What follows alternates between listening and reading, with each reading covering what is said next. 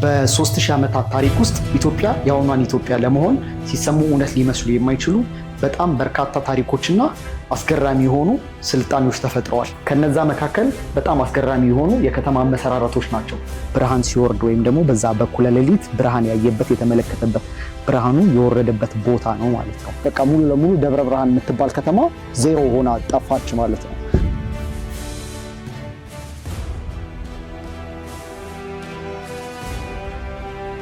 አንዲት ከተማ አለች፣ በአንድ እኩለ ሌሊት ብቻ በታየ ብርሃን የተመሰረተች ከተማ። ይህ ታሪክ እውነት ወይስ አፈ ታሪክ? ክቡራትና ክቡራት ህዝቦች እንዴት ናችሁ? በረከት ተከስተ ነኝ። ይህንን ታሪክ ለማረጋገጥ ዛሬ ደብረ ብርሃን ተገኝተናል።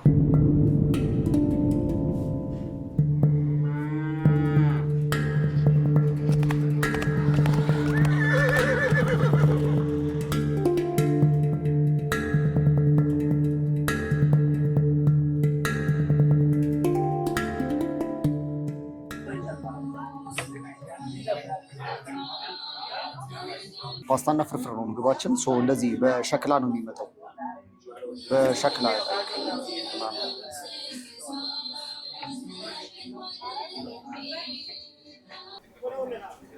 እኔ ከትልልቅ ሆቴል ውስጥ ምናምን ገብቶ ከመብላት እንደዚህ አይነት ቤት ውስጥ የሚሰሩ ምግቦች በጣም ነው የሚጥሙ።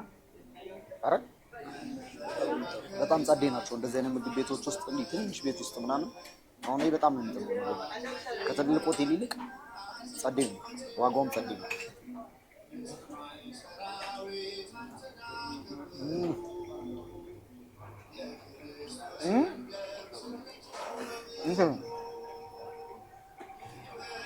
ቅዝቃዜ ስለሆነ ነው መሰለኝ። እንጀራው ደረቅ ነው። ትናንትና የሄድንበት ቤት እንደዛ ነበረ። እዚህ ያስተዋልኩትን ነገር ልንገራችሁ።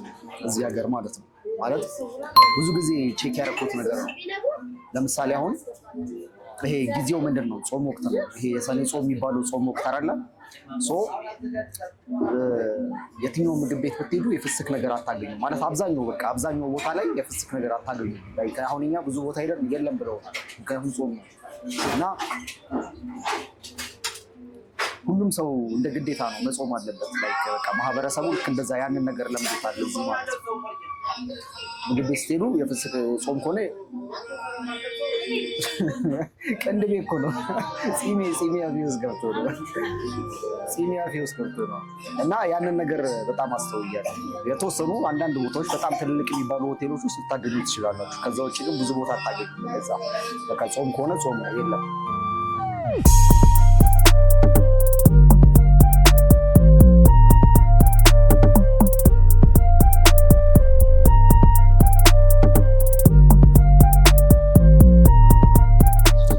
እሺ አሁን እዚች ጋር ቡናዬን እየጠጣሁ አንድ ታሪክ ልንገራችሁ። በጣም በጥንት ዘመን ኢትዮጵያ ይመሯት የነበሩት ያስተዳድሯት የነበሩት ነገስታቶች ቤተመንግስት ውስጥ ቁጭ ብለው አልነበረም፣ የሆነ ድንኳን ውስጥ ቁጭ ብለው ነበረ ያስተዳድሯት የነበረው። ያ ማለት ቤተመንግስት ህንፃ አልነበረም ማለት ነው። የነሱ ቤተመንግስታቸው ያስተዳድሩበት የነበረው መቀመጫቸው ድንኳኖች ነበሩ በየቦታው ማለት ነው። እና 600 ዓመታቶችን ወደኋላ ልውሰዳችሁ። በዛን ጊዜ ኢትዮጵያ በአንድ ረቂቅ በጣም ምሁርና ሀያል በሆነ ንጉስ ትመራ ነበረ። ያም ንጉስ በሸዋ በኩል በሚያልፍበት ጊዜ ድንገት ድቅድቅ ባለ ጨለማ ላይ በተራራዎች መካከል ትልቅ የሆነ ብርሃን ይመለከታል ማለት ነው እና በዛ በጣም ይደነግጣል። ነገር ግን ምን ያስባል? ይሄ ብርሃን የመለኮታዊ የሆነ ብርሃን ነው ወይም ደግሞ ከፈጣሪ የተሰጠኝ የሆነ መልእክት ነው እና ያ ማለት እዚህ ቦታ ላይ ከተማ መገንባት አለብኝ አይነት ነገር ብሎ ያስብና ከተማ ይገነባል ማለት ነው።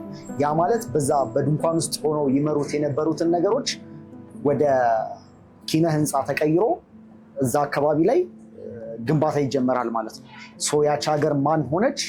የብርሃን ተራራ ወይም ደግሞ ደብረ ብርሃን የምትባለው የአሁኒቷ ደብረ ብርሃን ከተማ ሆነች ማለት ነው።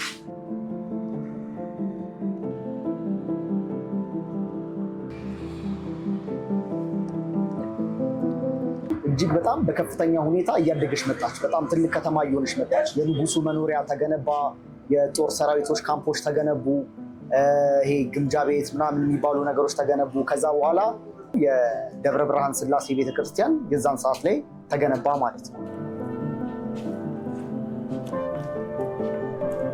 እንግዲህ ይሄ አሁን የምትመለከቱት ቦታ ያለ ነው በቅድስት ሥላሴ ቤተክርስቲያን ውስጥ ነው። ይሄ አሁን እዚህ ጋር ታጥቆ የምትመለከቱት ቦታ ደግሞ በዛን ጊዜ አፄ ዘርዓ ያዕቆብ ብርሃን ሲወርድ ወይም ደግሞ በዛ በኩለ ሌሊት ብርሃን ያየበት የተመለከተበት ብርሃኑ የወረደበት ቦታ ነው ማለት ነው። እግዚአብሔር በሆነ መንገድ ተናግሮ የእግዚአብሔር መልእክት ነው እና እዚህ ቦታ ላይ ቤተክርስቲያን መገንባት አለብኝ ብሎ የገነባበት ቦታ ነው ማለት ነው። ከዛ በኋላ ነው ይሄ ቦታ እንደዚህ ሆኖ አሁን እንደ ታሪክ እንደዚህ ታጥቆ ተገንብቶ በዚህ በኩል ተቀምጧል ማለት ነው።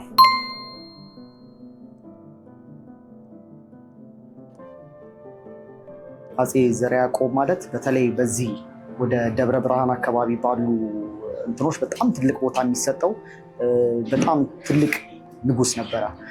የእሳቸው ንግስና ጀስት ንግስና ብቻ አልነበረ። በጣም ምሁር፣ በጣም ሀያል ሲባሉ የምር ምሁርና ሀያል ነበሩ። በእሳቸው ጊዜ ገና እንደ አዲስ የተፈጠሩ አዳዲስ ክሬት የተደረጉ በጣም ብዙ ጥበባቶች ነበሩ። ለምሳሌ ከነዛ ውስጥ መሃል በ15ኛው መቶ ክፍለ ዘመን ብራና ፍቀው ለመጻፊያ ማለት ነው እና ሰበዝ አዘጋጅቶ ቀለም አዘጋጅቶ ወደ 21 የሚጠጉ መጽሐፎችን ጽፏል። የታሪክ መጽሐፍቶችን እንዲህ የሃይማኖታዊ ነገሮችን ከትበው ጽፈው አስቀምጠዋል። 21 መጽሐፎችን በዛን ጊዜ ማለት ነው። ያ ማለት ንጉስ ብቻ አልነበሩም፣ ከንግስናቸው በተጨማሪ ደግሞ ደራሲም ነበሩ ማለት ነው። ይሄ የሆነ አባባል አለ አይደለ? ብዙ ጊዜ ኢትዮጵያዎች የሚጠቀሙበት የተናገሩት ከሚጠፋ የወለዱት ይጥፋ የሚለው አባባል። እሳቸው ይህንን አባባል በስነ ስርዓት በተግባር ሚስታቸውንና የገዛ ልጆቻቸውን በመቅጣት ያረጋገጡ ሰው ናቸው። ታሪኩ እንዴት መሰላችሁ? አፄ ዘርዓ ያዕቆብ ያው እንግዲህ በድሮ ንጉስ ናቸው። ያው ንጉሶች እዛው ይዘዋወራሉ ለጉብኝት። ይዘዋወራሉ። ለተወሰነ ቀናት ሄደዋል። እዚህ ባለቤታቸው ለስጋ ወደሙ ሲቀርቡ ዲያቆኑ ስጋ ወደሙን ሲያቀብል ማለት ነው። እንዚህ ፀጉራቸው ወርዶ ጽዋው ላይ አረፈ ነው የሚለው። ምን ነው ሴቶች ራሳቸውን ይከናነቡ ይላል መቅደመ ማርያም። ይዘጋጁ፣ በፍጹም ይዘጋጁ፣ ሴቶች ራሳቸውን ይከናነቡ ይላል። በቅጡ ተዘጋጅታችሁ እንትን አትሉም እንደ ብሎ ይሄን ሹርባቸውን የነካውን ቆርጦ አዘቅት ቀበረው ነው የሚለው። ህጉም ነው። እዛ ለልጃቸው ነገሩት። እሱ ደግሞ የንጉስ ልጅ ነውና እዚያች በሯ ላይ በውጫ በዲያቆን በካህን መግቢያ አለ ጠብቆ ምን አባቆና ነው ለምንድን ነው እንዲህ የምታደርገው? ንግስት መሆኗን ረሳህ እንዴ? ወይንስ ደግሞ እንዲህ ብሎ በሽጉጥ መታው ነው የሚለው። እሳቸው በዛን ሰዓት ላይ ጎንደር ናቸው።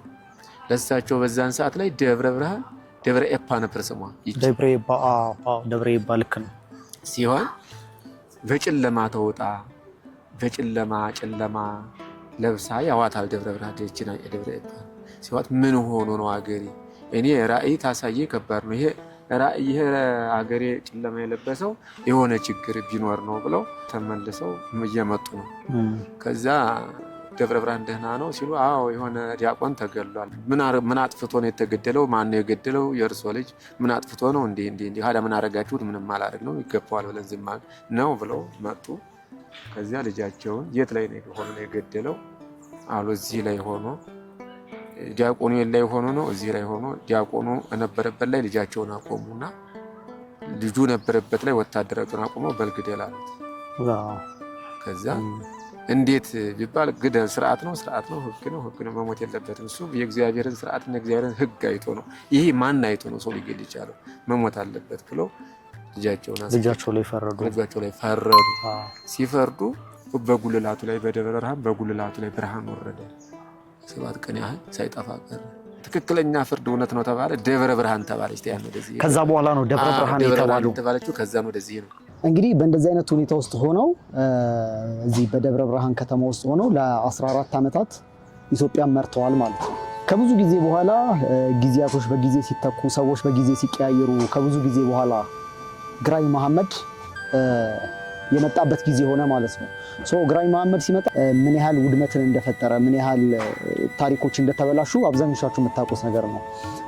ምንድነው የሆነው? ግራኝ መሐመድ በመጣ ጊዜ ልክ እዚህ ደብረ ብርሃን ላይ የተከሰተው ነገር ያ ነው። በአፄ ዘርዓ ያዕቆብ ጊዜ የተጻፉ እነዛ 21 መጽሐፎች ተጽፈዋል ያልኳችሁ አብዛኞቹ እንዳለ ተቃጠሉ።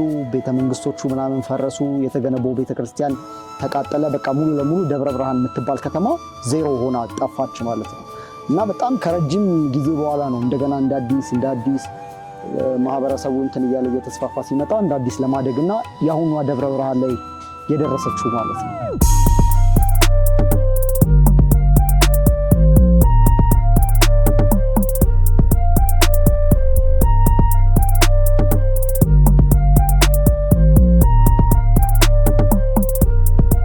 የአሁኗ ደብረ ብርሃን እንግዲህ እንደምታዩት በጣም ትልቅዬ ከተማ ናት። በጣም ክራውድድ ከተማ ናት። ላይክ በጣም ብዙ አይነት ህዝብ አለ። ኖርማሊ የከተማ ህዝብ አለ። ከእንደገና ደግሞ ሊትራሊ ገጠር ውስጥ የምታውቁት ህዝብ አለ አይደለም? በስነ ስርዓት የገጠር ህዝብ ነው ብላችሁ የምታስቡት ይሄ ፎጣ ለብሰው ምናምን ነገር ይሄ የሚሄዱ በቃ ትክክለኛ ገጠር የምትሏቸው ሰዎች እንደዚህ አይነት ሰዎችም ታያላችሁ። እና ሌላኛው ነገር ደግሞ እዚህ ከተማ መሀል ላይ ላይክ ሁሉ ቀውጢ ወከባ ባለበት ክራውድድ በሆነች ከተማ ውስጥ ትንሽዬ ወጣ ስትሉ ላይክ ሊትራሊ ገጠር የሚባለውን ነገር ታገኙታላችሁ። በቃ በስነ ስርዓት ይሄ የገጠሩን እንትን ታገኙታላችሁ። ኢቭን የቆሎ ተማሪዎች ምናምን ታውቃላችሁ፣ የሆነ ቦታ ውስጥ ቁጭ ብለው ምናምን ነገር እንትን የሚሉ ላይክ ያ የቆሎ ትምህርት ቤት ትንሽ እንደዚህ ቼድ እንዳላችሁ ምናምን ነገር ያ አለ። የሆነች ትንሽ ዳስ ውስጥ ምናምን ነገር ሆነው የቆሎ ተማሪዎች ምናምን ይሄ ቆዳ ለብሰው ምናምን ላይክ እና ሁሉንም አይነት ሶሳይቲ የሆነ አንድ ቦታ ላይ ሁሉንም የምታገኙበት ቦታ ነው እና በጣም አይ ላቭ ደብረ ብርሃን።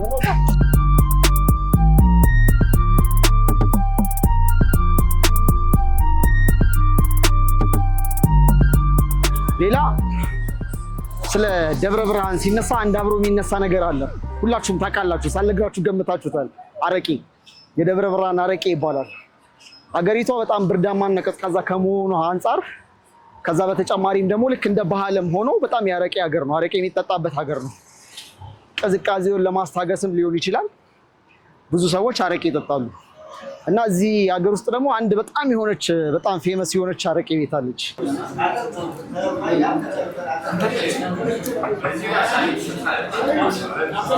ምን ምንድን ነው ያላችሁ? ብዙ አይነት አረቄ አለ። ያው እንደየፍሌቨሩ ሁሉም ይለያያል። ያው ከኖርማል ጀምሮ ኖርማል ያው ከሚዘጋጅ ቆንጆ አረቄ ነው እሱ አለ። ኮሶ፣ ነጭ ሽንኩርት፣ ፌጦ፣ ጤና አዳም፣ ጥቁር አዝሙድ የተለያዩ አይነት እዚህ የቀረቡት እዚህ ናቸው። በሊትር ደግሞ ብዙ አሉ። ኦኬ። በጣም ከባድ የሚባለው ምንድን ነው? ላይክ አሁን ካሉት ውስጥ በጣም ከባድ የሚባለው? ሁሉም እንደየእንትኑ ከባድ ነው። ነገር ግን በጣም ከባድ የሚባለው እዚህ በመለኪያ አልቀረም። ነገር ግን እዛ የተባበሩት የሚባል ቆንጆ አረቄ አለ። ያው እሱ ብዙ አይነት ሚክስ ስለሆነ የተባበሩት እንጂ በመለኪያ እንደዚህ አይቀርብም። እሱኛው ትንሽ ከበድ ይላል ለመጠጣት ትንሽ ያው አናንስ የሚጠቀሙ ሰው ምንድን ነው በጠርሙስ ነው የሚቀርበው እሱ ወይስ እንዴት? በሊትር ነው።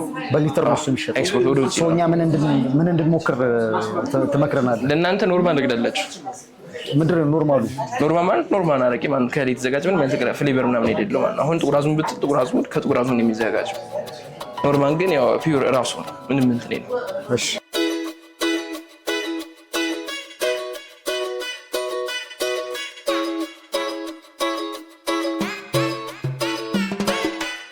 ጓደኛ አግኝቻለሁ። ገና ከመግባቴ ወሳኝ ጓደኛ። በጣም ፌመስ ቤት ነው ቤት አሪፍ ነው አረቄያቸው እንጂ በጣም ብዙ ሰው ነው ያለው። ትንሽ ብቆዩ እንዲያው ብለውኝ ነበረ። ትንሽ ወደ 11 ሰዓት ምናምን ብትመጡ በቃ ቤቱ ጢም ብሎ ነው የምታገኙት ምናምን ብለውን ነበር። አሁን ትንሽ ዘገያች እንጂ ቢመጣ ይኸው ብር በሙሉ የለም። ምንድን ነው ለየት የሚያደርገው ይህን ቤት? ይኸው ነው አረቄው ነው። አረቄው ከሌሎች ቦታ ለየት ያደርገዋል። ስሙም ለየት ያለ ነው።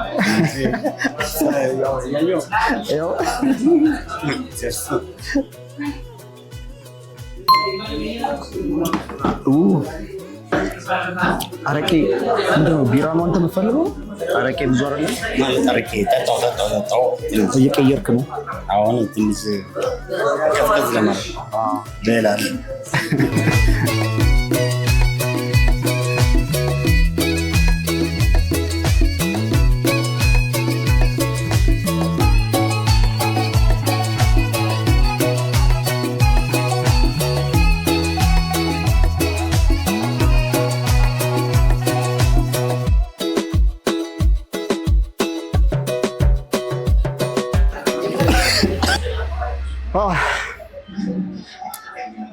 አረቄያችንን ጠጥተን ከሰሜን ኮሪያ እየወጣን ነው አሁን። ሰሜን ኮሪያ ይሄንን ይመስላል። የሆነ በጣም ጸዴ ቤት ነው። ሰዎቹ ጸዴ ናቸው ምናምን ነገር፣ ቤቱም ጸዴ ነው። አረቄው በጣም ከባድ ነው። እቺ ኖርማል የምትባለዋን የሆነ ቀላል የምትባለዋን ነው የጠጣናት። በጣም ከባዱ የሚባለው የተባበሩት የሚባለው ነው እና ልክ እንደ ስሙ ሰሜን ኮሪያ ይሄ በመሳሪያ ምናምን በጦር የሆነ ዋር ከባድ የሆነች እንትን አይደለች? ልክ እንደዛ ነው። ይሄ አንኮበር የሚኒሊክ መስኮት አብዛኞቻችሁ ታውቁታላችሁ ብዬ አስባለሁ። እዚህ ድረስ መተን እዛ ሳንሄድ አይሆንምና አሁን መሽቷል፣ ሰዓት ሄዷል፣ እኛም ደክሞናል። ገብተን እረፍት እናደርጋለን። ነገ በጣም በጠዋት በሌሊት ተነስተን አንኮበር ደግሞ እንቀጥላለን።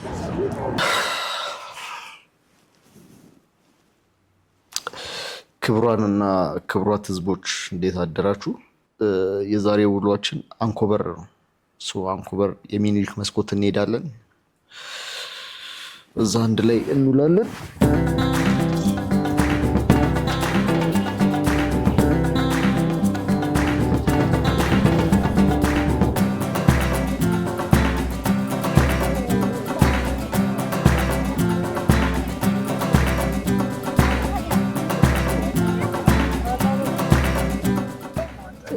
ጨለማ ውስጥ ያለን ሊመስላችሁ ይችላል።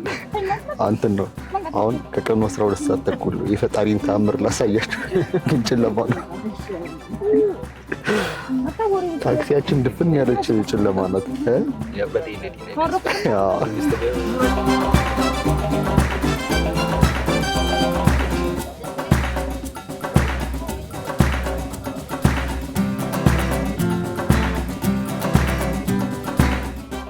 አሁን የሚኒሊክ መስኮት የሚባለው ቦታ ደርሰናል። ወረድን። ግን እዚህ ጋር ሰዎች አሉ፣ አይ ቲንክ የሚያስጎበኙ ሰዎች ምናምን እንደዚህ ኮፍያ ምናምን አሉ እዚህ ጋር ሰዎች እና ሰዓት ገና ነው መሰለኝ። አይ ቲንክ እኛ በጣም በጠዋት ደረስን እና እኛ እዚህ ጋር ልክ በጠዋት እንድንደርስ የፈለኩት ለምንድን ነው የሆነ ጭጋግ ነበረ። በቃ ላይ ይሄ ቦታ እንተያይም ጉም ነገር ነበረ። አይ ቲንክ ጊዜው ይሁን ምን ይሁን አላውቅም፣ የሆነ ብዙ ጭጋግ ምናምን ነገር የለውም። ላይክ በቃ ኩልል ያለች አየር ናት፣ ግን አይደብርም። እንደዚህ ሆኖ አሪፍ ነው። እዛ ጋር የመጣንበት መኪና ነው እና ለመመለስ እዚህ ጋር መኪና ብዙ ስለሌለ የሾፌሩን ስልክ እየተቀበሉት ነው። የዛኛውን ላይክ እሱ ሲመጣ ወይ ቦታ ይዞልን ይመጣል ወይም ደግሞ እኛ እንደውለትና ቦታ ይዞ መኪና እንዲመጣ ይሆናል ማለት ነው። አሁን እንትን ደብረሲና አይ ቲንክ በደብረሲና መንገድ ነው ስትመጡ የምትመጡት ማለት ነው እና መንገድ ላይ ነው መሀል ላይ የምትወርዱት።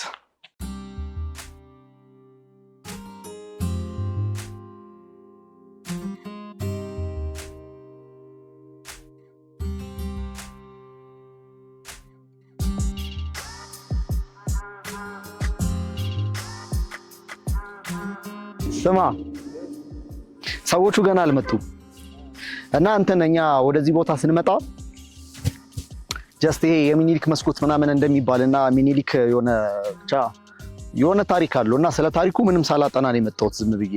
ለምን እዚህ አካባቢ ሰዎች ስላሉ ኦልሬዲ እነሱ ያወሩታል እና በቃ ጀስት ኖርማል ቭሎግ ለማድረግ ነገር ነው አስቤ የመጣሁትና አይ ቲንክ በጣም ገና ጠዋት ስለሆነ ነው መሰለኝ ያልመጡም ሰዎቹ እና እስከዛው ፎቶ ምናምን እንነሳሳለን። ግን ቦታው ሲያምር በኢየሱስ ማለት እንደዚህ እዩት፣ ወደታች በጣም ነው የሚያምረው። በቃ የሆነ እኔ ብዙ ጊዜ እንደዚህ አይነት ቦታ ላይ ስመጣ እንትን ይለኛል። እኔ ማየውን በካሜራ ውስጥ እናንተ ማየት ትችላላችሁ ወይ የሚለው ነገር በጣም ያስጨንቀኛል። እዛ ጫፍ ላይ ሄዳለሁ። ያቺ ነው የሻት እሷ ጋር ጫፏ ላይ ምናምን እና እንደዚህ ፓራግላይድ ምናምን አለ አይደለ? በፓራሹት ሁናውን እዛ ላይ ወጥተህ ወደታች ያቺ ነው ይሻት ከዛ ወደታች ምናምን ነገር ትወርዳለህ። ስማ እዛ ውስጥ ግን ያሉ ቤቶች አያቸው። ለዚህ የሚያስፈልገው ምን እንደነበር ታውቃለህ? ድሮን። ከዛ ጋር ትመጣለህ ምናምን ነገር። ወይኔ እኔ ድሮን አረግዙልኝ ድሮን በጣም ብዙ ለኔ እኮ አይደለም ለእናንተ ነው። ብዙ ማየት ያለባችሁን ነገሮች እያያችሁ አይደለም እና ድሮን ግዙልኝ። ለራሳችሁ ጥቅም ነው ለኔ አይደለም።